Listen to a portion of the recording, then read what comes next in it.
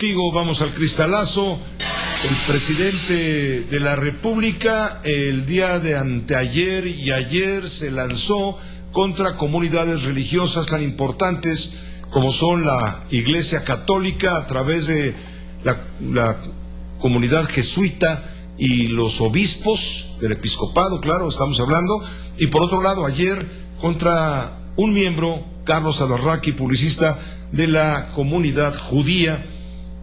Dijo que Carlos Alarraqui tenía mentalidad hitleriana. Esto provocó un comunicado del presidente de la comunidad judía en nuestro país para responder que ese tipo de afirmaciones es lamentable e inaceptable.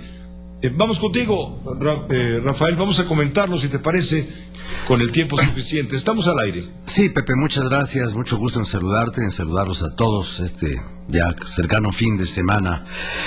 Pues mira, Pepe, con mucha frecuencia cuando hay este tipo de exabruptos presidenciales, uno dice, es que nunca se había visto semejante imprudencia. Y en lo que hace a la Iglesia Católica, yo creo que en México, por fortuna, hemos visto imprudencias mayores, mucho mayores. Yo no sé en qué libro de historia se habrán perdido las hojas que compendien los hechos de entre 1926 y 1929 aproximadamente en la República Mexicana, cuando el gobierno revolucionario emprendió un combate frontal contra la Iglesia Católica y cerró los templos, ordenó el cierre de las iglesias.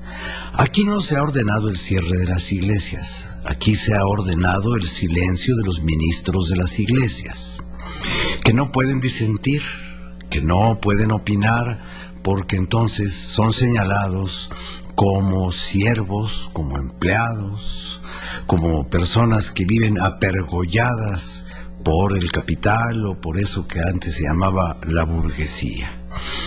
Aquellos hechos de fines de los años 20 en México generaron algo que en la historia mexicana, y hablo de la historia porque hay gente que dice que sabe de historia, y se conoció genéricamente como la Cristiada.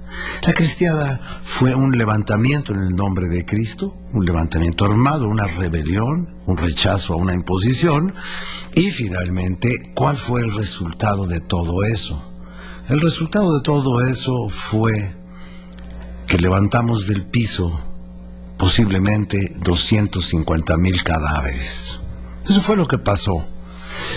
Entonces, desde entonces, los mexicanos entendemos que en todas partes del mundo el César debe tener lo suyo y Dios debe tener sus espacios, todos los que le correspondan a la fe, al culto y al ministerio. Y por eso, en tiempos de Carlos Salinas, se modificó la Constitución y se abrieron los derechos políticos y los derechos de propiedad, entre otras cosas, de la Iglesia Católica, junto con su reconocimiento jurídico. Cuando se modificó el artículo 130, se aceptaron nuevas reglas del juego. Hoy esas reglas del juego no quieren ser aceptadas por el presidente de la República, que no permite que los ministros del culto le digan que su política de los abrazos no alcanza. No ha logrado lo que él prometió lograr y ya va a más de la mitad del camino de su trabajo político en la historia nacional, y no ha logrado pacificar a México. Tampoco ha logrado pacificar ni a la mitad de México.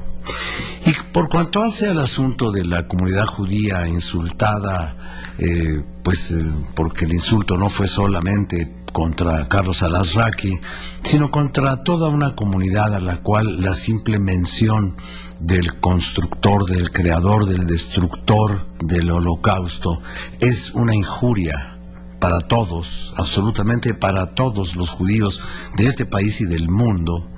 Bueno, pues debería también ir a los tramos de la historia para recordar qué fue lo que le pasó a Luis Echeverría cuando en uno de sus desplantes propagandísticos ordenó que México en las Naciones Unidas votara una resolución en contra del Estado de Israel, diciendo que el sionismo, que es una teoría anterior al establecimiento del Estado de Israel y que permitió la construcción del Estado a través de el pensamiento de Teodoro Herzl y otros hombres importantes de la historia judía y que regresaron a la tierra original. Bueno, pues el sionismo era una forma de racismo porque él coqueteaba profundamente con Yasser Arafat, cosa que me consta porque yo estuve en ese viaje en el Medio Oriente con él. Entonces, Pepe, yo creo que las imprudencias podrían entenderse. No digo que podrían disculparse, pero podrían entenderse si tuvieran una finalidad, si produjeran un beneficio para quien las comete.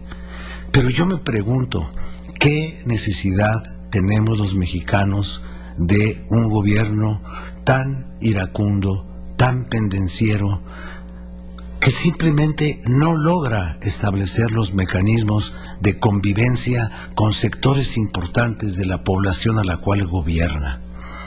Un presidente debe ser un factor de concordia, no debe ser un factor de discordia.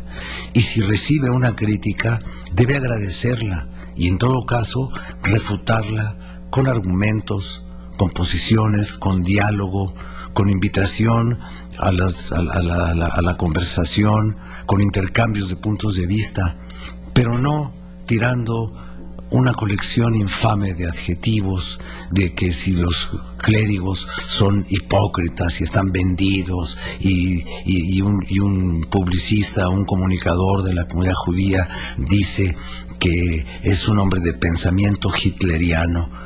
Yo, la verdad, no conozco a nadie en este país hitleriano y mucho menos en esa comunidad. Creo que es un error grave del presidente, creo que no le sirve para nada y creo que a todos nos pone en un riesgo de injuria. Y eso, Pepe, no le conviene a México. Gracias, Rafael Cardona, que te vaya muy bien. Muchas gracias, Pepe, buenas noches. Buenas noches, Rafael Cardona, su cristalazo. Esta fue una producción de Grupo Fórmula. Encuentra más contenido como este en radioformula.mx.